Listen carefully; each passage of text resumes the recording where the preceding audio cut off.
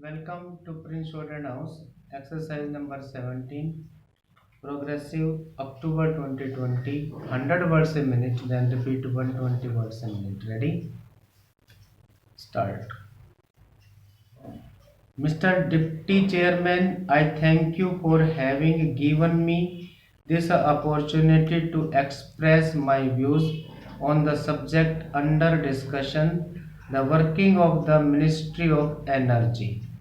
Since the honorable member who spoke before took exactly 30 minutes, since this is my maiden speech, I would request you, sir, to give me at least 15 minutes.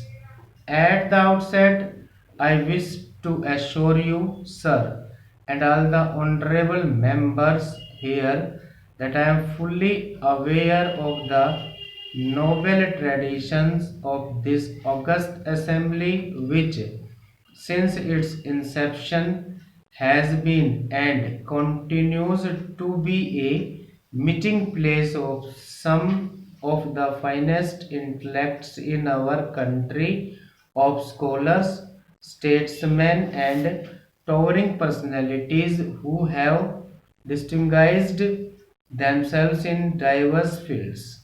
Much comments has been made in the press recently about the present infusion of young blood into this House of Elders.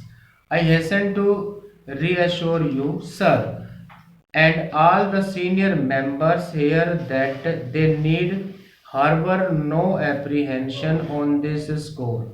I give you my solemn word, and I shall never fail to uphold the dignity, prestige, and decorum of the Rajya Sabha, and I shall do nothing to detract from the house that has been added to it by the luminous personalities who have graced these hallowed portals, who are no longer with us, and to whom I pay my respectful homage as a new entrant. I deem it a great honor to stand here and speak on the floor of the very same Rajya Sabha where 36 years ago in 1962 our great departed leader rose to make his forceful maiden speech which electrified the entire nation. While electrified the whole country with his maiden speech, the theme of my maiden speech today is going to be dedicated mainly of the subject of electricity.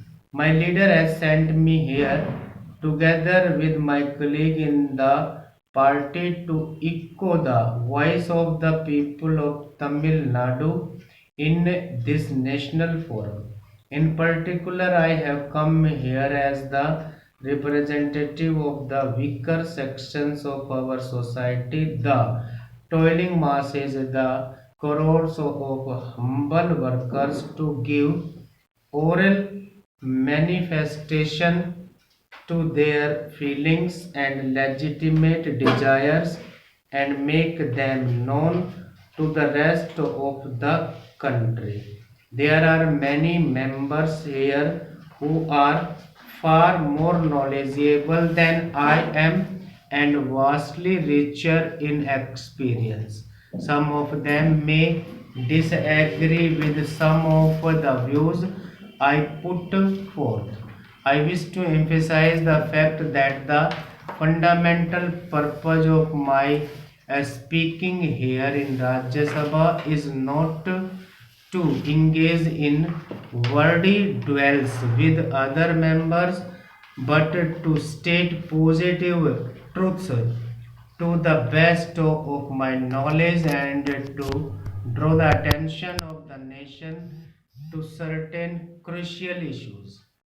Tamil Nadu has been facing acute shortage of electricity for more than a decade. The state government was forced to impose Power cuts ranging from 25% to 100% intermittently from 1991-92 onwards to overcome the shortage. As a result of the repeated power cuts, the industrial and agricultural production in the state has been affected adversely and drastically. Tamil Nadu has very meager hydel potential. Most of the economical hydel potential has either already been exploited or is already on the anvil. The balance potential is neither tied up in interstate disputes or is too small and seasonal for economic exploitation. The only fossil fuel that is available in the state is a lignite, and efforts have already been undertaken to utilize this potential in an optimum manner. Tamil Nadu has almost exhausted its hydel resources and has no coal resources at all. For setting up more coal-based thermal stations, there are formidable constraints in that coal has to be hauled over long distances either from Andhra Pradesh or from Bengal or Bihar, rendering the cost too high and the availability of coal uncertain. It was in this context that the state government passed for the location of a nuclear plant in the state, and the government of India was kind enough to concede the demand by sanctioning the Madras Atomic Power Project with a capacity of 235 megawatt in 1967. Later in 8th 5-year plan, the second unit also with a generation capacity of 235 megawatt was also sanctioned.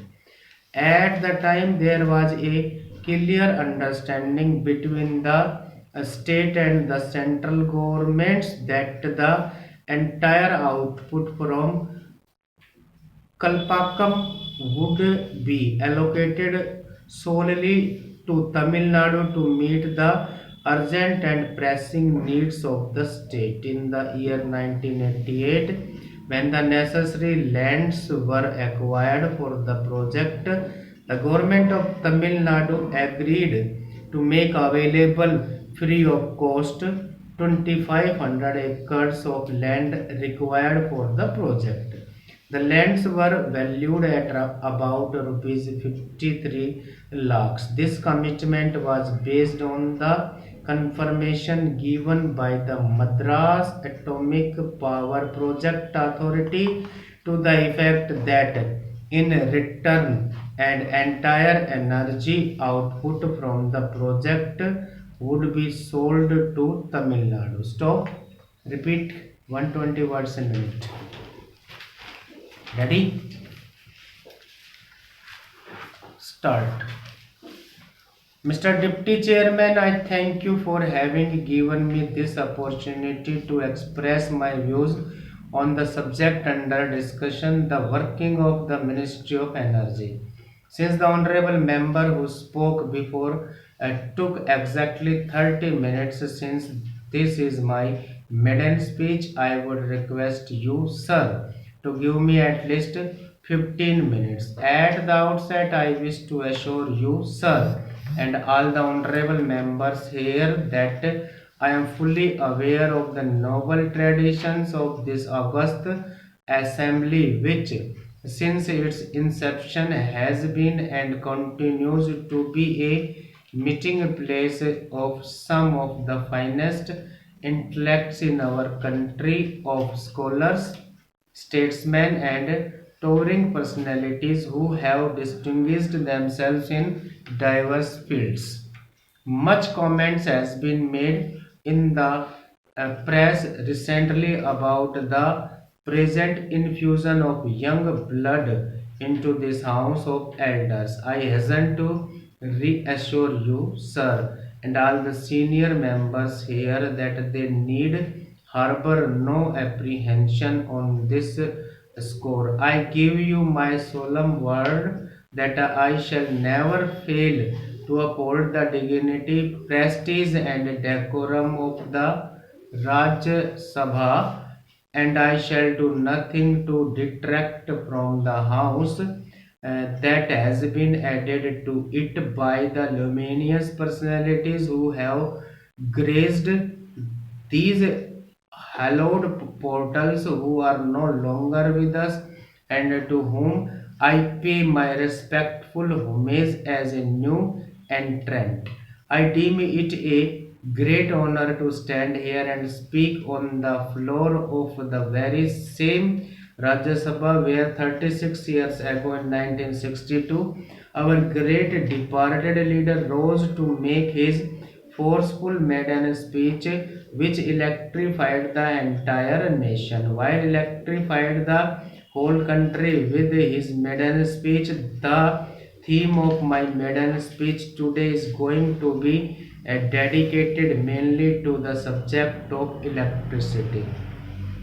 My leader has sent me here together with my colleagues in the party to echo the voice of the people of Tamil Nadu in this national forum. In particular, I have come here as the representative of the weaker sections of our society, the toiling masses, the crores of humble workers, to give oral manifestation to their feelings and legitimate desires and make them known to the rest of the country. There are many members here who are far more knowledgeable than I am and vastly richer in experience.